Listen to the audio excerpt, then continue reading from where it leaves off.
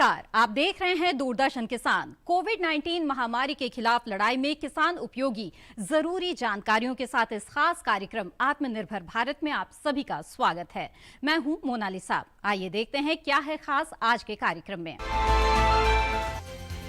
2026 तक हो सकता है प्रधानमंत्री कृषि सिंचाई योजना का विस्तार, केंद्र सरकार ने तैयार किया प्रस्ताव। जल शक्ति मंत्रालय ने जल शक्ति अभियान कैच द रेन का एक राष्ट्रव्यापी अभियान किया शुरू। कृषि जोतों की उत्पादकता को बढ़ाने के लिए ICAR का अनुसंधान कार्यक्रम आयोजित। आइए अब देखते हैं समाचार विस्तार से। मत्स्य पालन विभाग, मत्स्य पालन, पशुपालन और डेयरी मंत्रालय वित्तीय वर्ष 2020-21 से 2024 तक 5 वर्षों की अवधि के लिए 20,050 करोड़ रुपए के अनुमानित निवेश के साथ प्रधानमंत्री मत्स्य संपदा योजना PMMSY नामक एक प्रमुख योजना लागू कर रहा है। PMMSY के तहत समर्थित कल्याण संबंधी गतिविधियों में मुख्य रूप से मछुआरों, मछली किसानों, मछली श्रमिकों के लिए बीमा कवर, मछली पकड़ने के जहाजों के लिए बीमा, मछली पकड़ने के दौरान सामाजिक आर्थिक रूप से पिछड़े सक्रिय पारंपरिक मछुआरों के लिए आजीविका सहायता और पोषण संबंधी सहायता शामिल है। पारंपरिक मछुआरों को नावों और जालों की आपूर्ति, पारंपरिक और मोटर चालित मछली पकड़ने वाले जहाजों के लिए सुरक्षा किट की आपूर्ति, मोटर चालित नौकाओं के लिए संचार और संभावित मत्स्य पालन क्षेत्र उपकरणों की आपूर्ति। PMMSY के तहत मछली संसाधनों के संरक्षण के लिए सामाजिक आर्थिक रूप से पिछड़े सक्रिय पारंपरिक मछुआरे परिवारों के लिए आजीविका और पोषण संबंधी सहायता के रूप में मछली पकड़ने पर प्रतिबंध व दुबला अवधि के दौरान वित्तीय सहायता प्रदान की जाती है। इसके अलावा लाभार्थी सालाना 1,500 रुपए का योगदान देता है और मछली पकड़ने पर प्रतिबंध के दौरान संबंधित राज्य क्षेत्र द्वारा प्रति माह 1,500 रुपए की दर से नामांकित लाभार्थी को सालाना 4,500 रुपए की कुल संचित राशि वितरित की जाती है।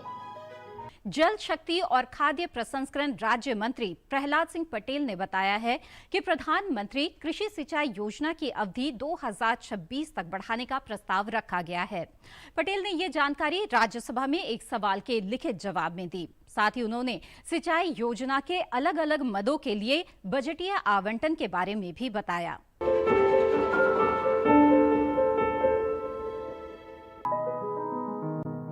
प्रधानमंत्री कृषि सिंचाई योजना 2015 में शुरू की गई थी, जिसका उद्देश्य खेत पर पानी की भौतिक पहुंच को बढ़ाना और सुनिश्चित सिंचाई के तहत खेती योग्य क्षेत्र का विस्तार करना था। इसके अलावा खेत में पानी के उपयोग की दक्षता में सुधार करना और स्थायी जल संरक्षण प्रथाओं को पेश करना भी इसमें शामिल था। शुरुआत में ये योजना सिर्फ 5 साल के लिए लागू की गई थी। इस तरह इसकी पहली अवधि मार्च 2020 में ही समाप्त हो गई थी, लेकिन खेती की जरूरतों को देखते हुए 1 साल का और विस्तार कर दिया। इस हिसाब से मौजूदा अवधि मार्च 2021 को समाप्त हो चुकी है। किसान हित को ध्यान में रखते हुए केंद्र सरकार इसे और 5 साल यानी 2026 तक बढ़ाने पर विचार कर रही है। इसके लिए बकायदा प्रस्ताव भी पेश कर दिया गया है। इस अम्ब्रेला योजना में मुख्य रूप से 2 घटक हैं: त्वरित सिंचाई लाभ कार्यक्रम यानी AIBP और हर खेत को पानी। हर खेत को पानी के भी 4 उप घटक है, जैसे command area development, surface miner irrigation, जल निकायों की मरम्मत, नवीनीकरण और बहाली व भूजल विकास। इसके अलावा सिंचाई योजना में दूसरे मंत्रालयों के भी 2 घटकों को शामिल किया गया है। पहला घटक प्रति बूंद अधिक उपज है, जो केंद्रीय कृषि मंत्रालय के कृषि, सहकारिता और किसान कल्याण विभाग की ओर से कार्यान्वित किया जा रहा है। दूसरे घटक का नाम वाटरशेड विकास है। इसका कार्यान्वयन ग्रामीण विकास मंत्रालय का भूमि संसाधन विभाग कर रहा है। अपने लिखे जवाब में प्रहलाद पटेल ने बजट के बारे में भी जानकारी दी। उन्होंने बताया कि AIBP के अंतर्गत 2016-17 के लिए 3,307 करोड़ 88 लाख, 2017-18 के लिए 3,593 करोड़ 61 लाख, 2018-19 के लिए 2,849 करोड़ 7 लाख और 2020-21 के लिए 1,510 करोड़ 4 लाख रुपए आवंटित किए गए। हर खेत को पानी के अंतर्गत 2016-17 में 1001 करोड़ 91 लाख, 2017-18 के लिए 1678 करोड़ 13 लाख, 2018-19 के लिए 1343 करोड़ 23 लाख, 2019-20 के लिए 1217 करोड़ 97 लाख, 2020-21 के लिए 976 करोड़ 53 लाख रुपए और चालू वित्त वर्ष के लिए 899 करोड़ रुपए का प्रावधान किया गया है। प्रति बूंद अधिक उपज में साल 2016-17 में 1991 करोड़ 24 लाख, 2017-18 में 2819 करोड़ 49 लाख, 2018-19 में 2918 करोड़ 38 लाख, 2019-20 के लिए 2700 करोड़ 1 लाख, 2020-21 के लिए 2562 करोड़ 18 लाख और चालू वित्त वर्ष में 4000 करोड़ रुपए का प्रावधान है। वहीं वाटरशेड डेवलपमेंट के मद में 2016-17 के दौरान 1471 करोड़ 72 लाख, 2017-18 के दौरान 1691 करोड़ 81 लाख, 2018-19 के दौरान 1780 करोड़ 55 लाख, 2019-20 के दौरान 1472 करोड़ 33 लाख, 2020-21 के दौरान 990 करोड़ 23 लाख और 2021-22 के दौरान 2000 करोड़ रुपए का प्रावधान है।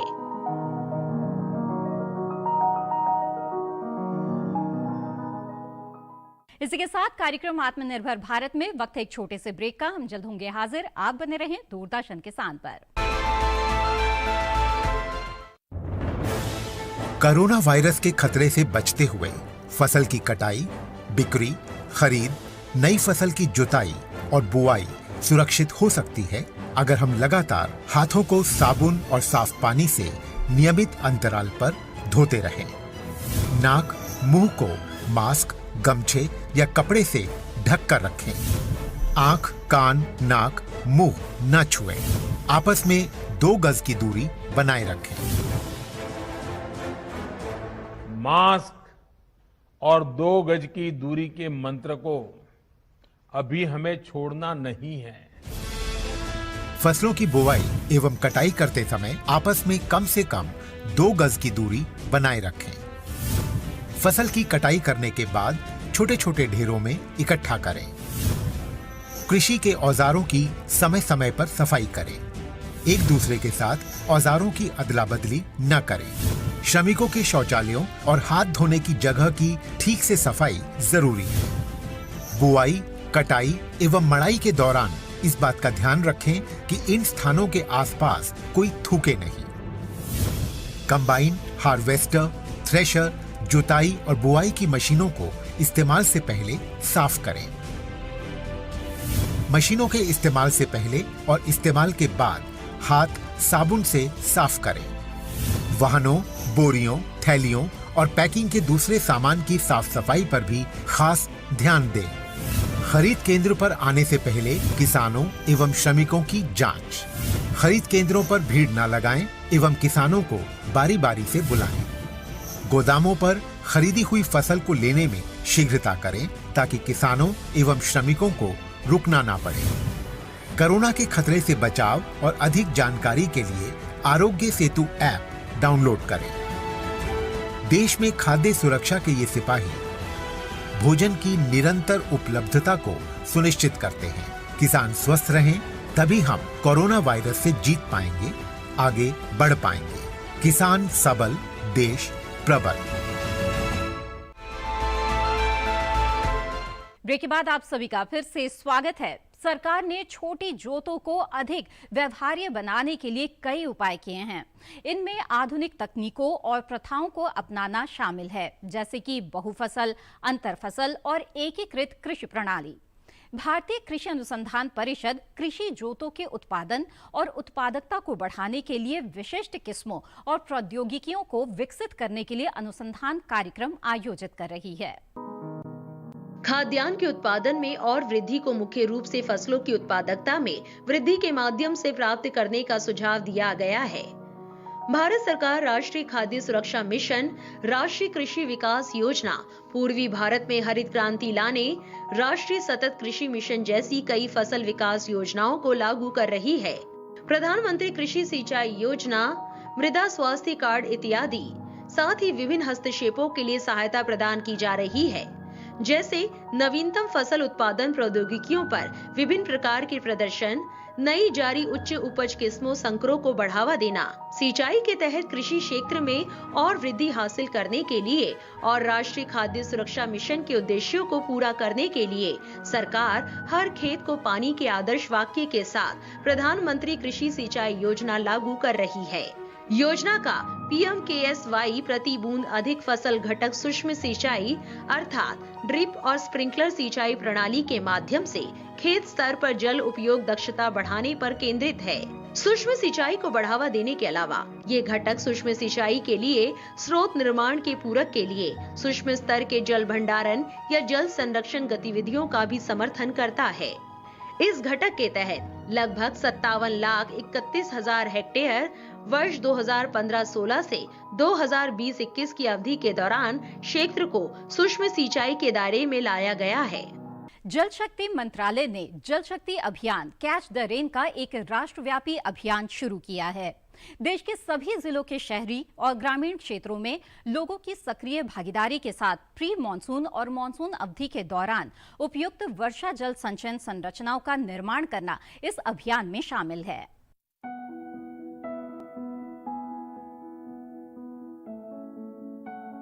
अत्यधिक दोहन की वजह से भूजल स्तर लगातार नीचे जा रहा है और बरसात का पानी बहकर बेकार चला जाता है।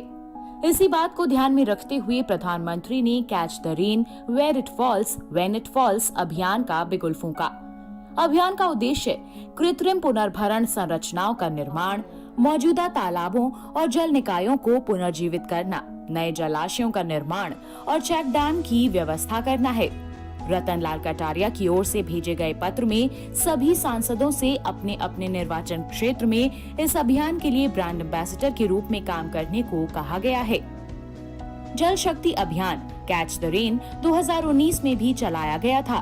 तब ये पानी की किल्लत वाले सिर्फ 1592 ब्लॉकों तक सीमित था, जबकि ऐसे ब्लॉकों की संख्या बहुत ज्यादा है। इस साल दायरा बढ़ाकर अभियान को पूरे देश में लागू कर दिया गया है। कोविड-19 महामारी की चुनौतियों के बावजूद अभियान उपलब्धि हासिल कर रहा है।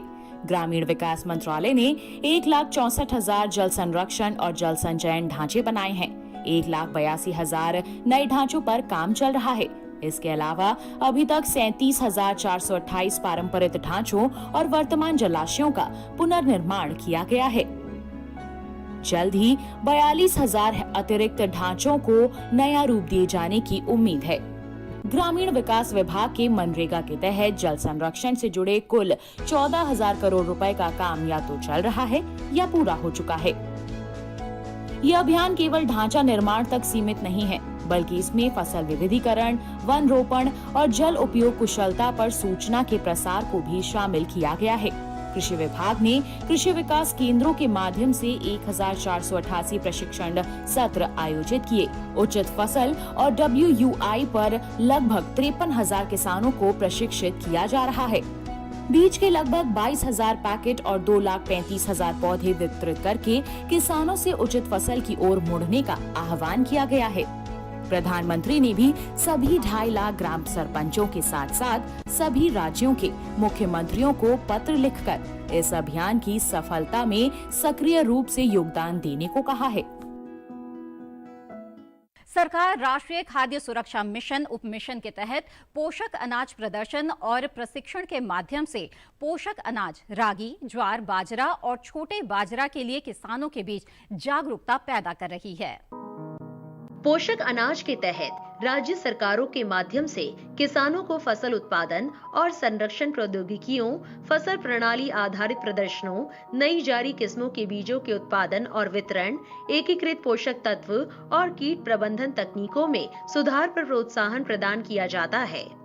कृषि उपकरण संसाधन संरक्षण मशीनरी, जल बचत उपकरण, फसल मौसम के दौरान प्रशिक्षण के माध्यम से किसानों की क्षमता निर्माण, कार्यक्रम व कार्यशालाओं का आयोजन, बीज मिनी किट का वितरण, प्रिंट और इलेक्ट्रॉनिक मीडिया के माध्यम से प्रचार आदि। कृषि और किसान कल्याण विभाग एक केंद्र प्रायोजित योजना विस्तार सुधार के लिए राज्य विस्तार कार्यक्रम का समर्थन के तहत राज्यों को सहायता प्रदान करता है। बाजरा की खेती सहित आधुनिक कृषि प्रौद्योगिकियों को बढ़ावा देने के लिए पुरस्कार विजेता प्रगतिशील किसानों के क्षेत्र में किसान हित समूहों की सहभागिता, संगठन और फार्म स्कूलों की स्थापना का कार्यान्वयन किया जा रहा है। इसके अलावा राज्य राष्ट्रीय कृषि विकास योजना, परंपरागत कृषि विकास योजना और mission organic value chain development for north eastern region के तहत पोषक अनाज बाजरा को बढ़ावा दे सकते हैं।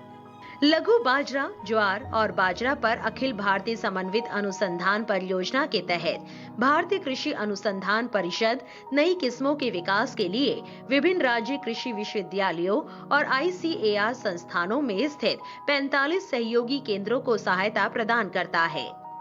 इसी के साथ इस खास कार्यक्रम में वक्त एक और छोटे से ब्रेक का। हम जल्द हाजिर होंगे। आप बने रहें दूरदर्शन किसान पर।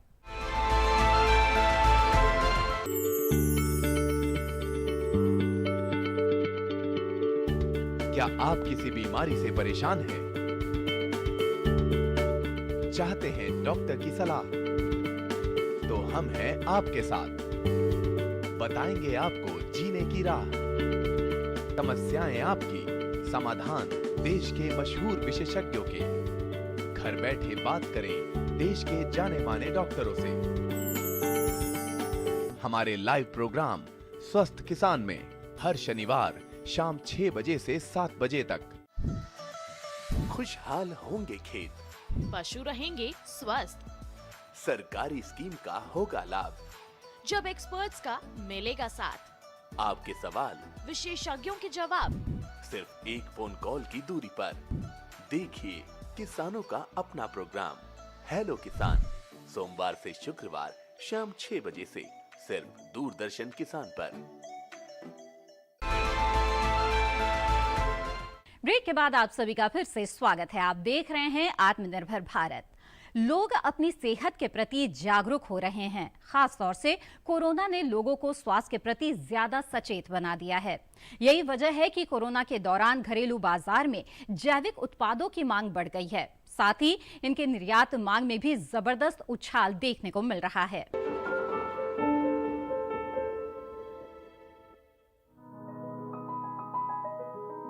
कोरोना के खिलाफ जंग में इंसान की प्रतिरोधक क्षमता सबसे मजबूत कवच माना जाता है। जैविक उत्पादों में इसी प्रतिरोधक क्षमता को बढ़ाने के गुण पाए जाते हैं। यही वजह है कि 2021 में जैविक उत्पादों की घरेलू मांग में 17% और निर्यात मांग में 42% का इजाफा हुआ है।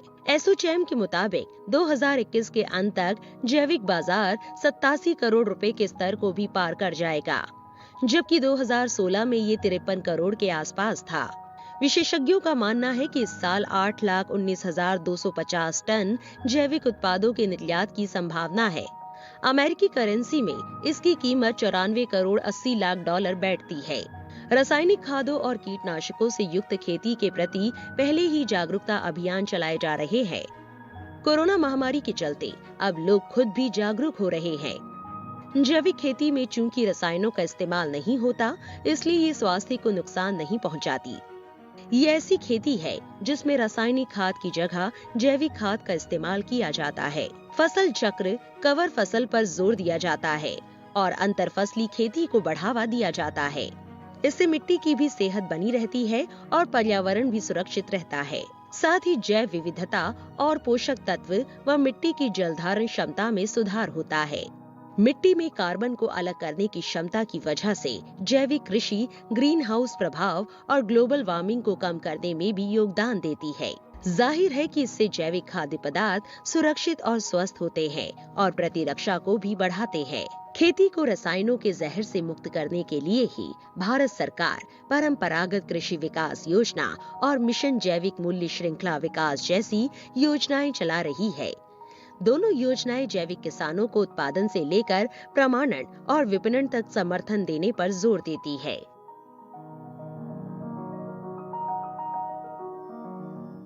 भारतीय कृषि अनुसंधान परिषद ने पशुपालन के लिए एडवाइजरी जारी की है। क्या है एडवाइजरी में, आइए जानते हैं इस रिपोर्ट के जरिए।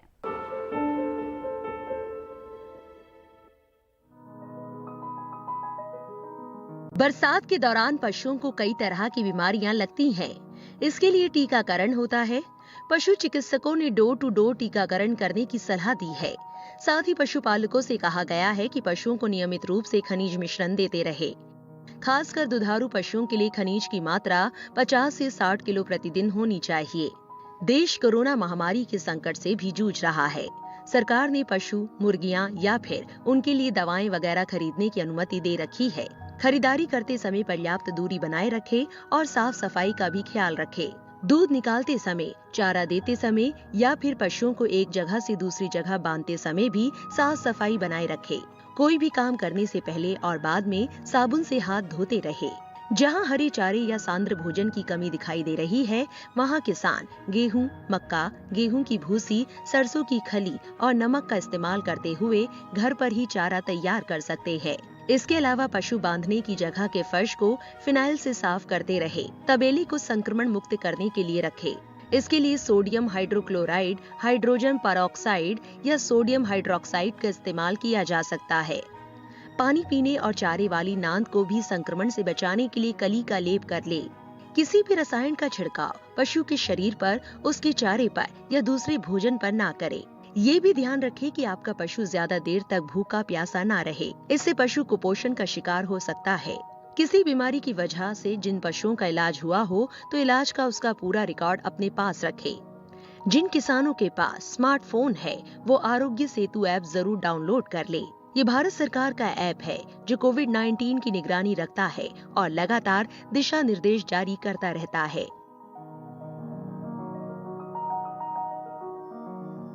इसी के साथ आत्मनिर्भर भारत कार्यक्रम में बस इतना ही। अब आप हमारे कार्यक्रम को सिर्फ एक QR कोड को स्कैन करके भी देख सकते हैं या फिर डीडी किसान के YouTube चैनल पर भी आत्मनिर्भर भारत के सभी प्रसारित कार्यक्रम दोबारा देखकर कृषि और ग्रामीण क्षेत्र से जुड़ी नई नई जानकारियां प्राप्त कर सकते हैं। फिलहाल हमें दीजिए इजाजत। आप बने रहें दूरदर्शन किसान पर। नमस्कार।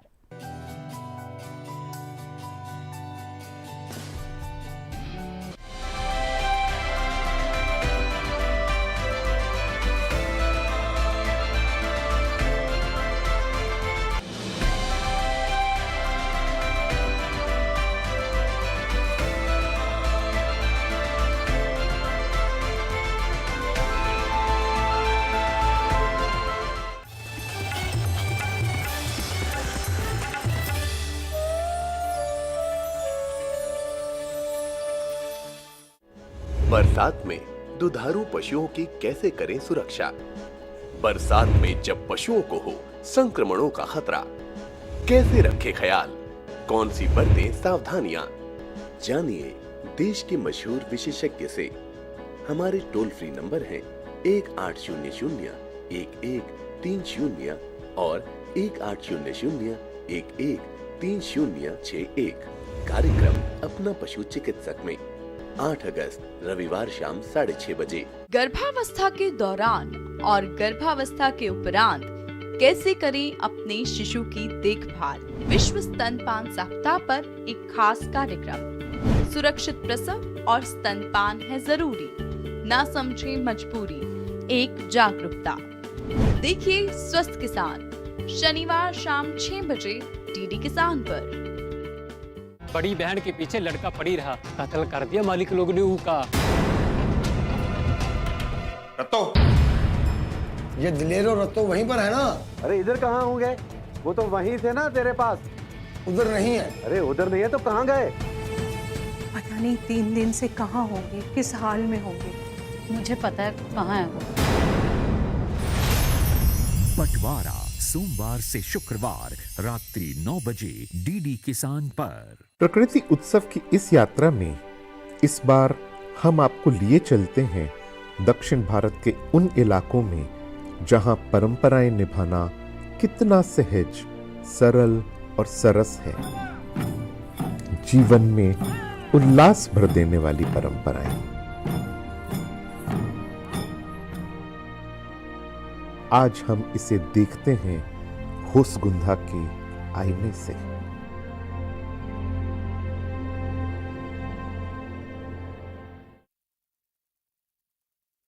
मैं हूँ श्रुति पनवर और हमारे साथ है किसान मित्र फेमस लाल और साथ में डिजिटल दीदी। और हम लोग किसान बहन भाइयों के लिए लेकर आ रहे हैं छटाक भर खुशी में। इसमें बात होगी कृषि के बारे में और मुलाकात होगी ज्ञान, विज्ञान और कला के क्षेत्र में मशहूर हस्तियों से। और कराएंगे आपको भारत के खूबसूरत जगहों की सैर और उठेगी यहाँ गीत संगीत की लहर, क्योंकि सबके लिए है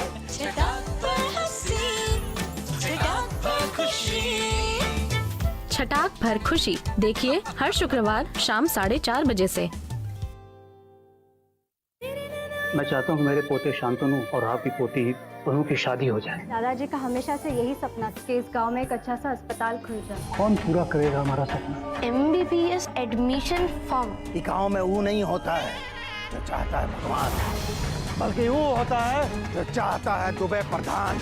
मैं आपको डॉक्टर बनकर ही दिखाऊंगी। इस गांव में एक अच्छा सा अस्पताल खोलूंगी और आपका सपना पूरा करूंगी।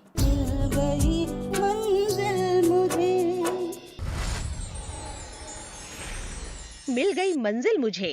देखिए सोमवार से शुक्रवार रात 9:30 पर। कॉटन क्रॉप में छोटी पत्ती रोग किस पोषक तत्व अर्थात न्यूट्रिएंट की कमी से होता है? गुआवा क्रॉप में जिंक न्यूट्रिएंट्स की कमी से कौन सा रोग होता है? जलप्रिया की वैरायटी इनमें से कौन सी है? लेडी फिंगर के तने का रेशा क्या बनाने में काम आता है? कागज, दस्ता, ब्राउन जिंक, धान। सही जवाब, गलत जवाब, राइट आंसर। 4 प्रगतिशील किसानों की टीमों की कांटे की टक्कर, जिसमें खेती बाड़ी राउंड से शुरू करते हुए बागबानी राउंड पार करेंगे। सामान्य ज्ञान और रैपिड फायर राउंड की कसौटी पर भी टीमों को परखा जाएगा और अंत में होगी एक विजेता टीम। विजेता टीम को मिलेगा पूरे 1 लाख रुपए का इनाम। इसी को दर्शाता हुआ ये शो हम आपके समक्ष प्रस्तुत कर रहे हैं, जिसका नाम है डीडी किसान पर हर रविवार रात 8 बजे।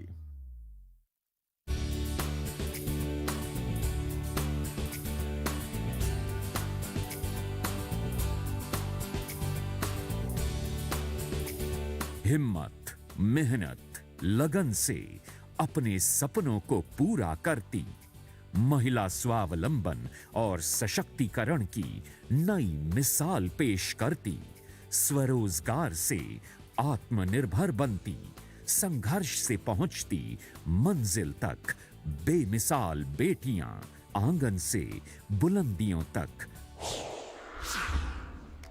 हर बुधवार सुबह 7:30 बजे सिर्फ डीडी किसान पर। त्रिपुरा के जो लोग आज इस कार्यक्रम को देख रहे हैं, क्या आप उनको एक संदेश देना चाहते हैं लोकल लैंग्वेज में? আমার ত্রিপুরার এবং নর্থ ইস্টের সবাইকে আমার অনেক অনেক শুভেচ্ছা। আপনারা বিশ্বের সবচেয়ে বড় পঞ্চায়েতে আমাকে পাঠিয়েছেন, তার জন্য আমি সারা জীবন আপনাদের কাছে কৃতজ্ঞ থাকব।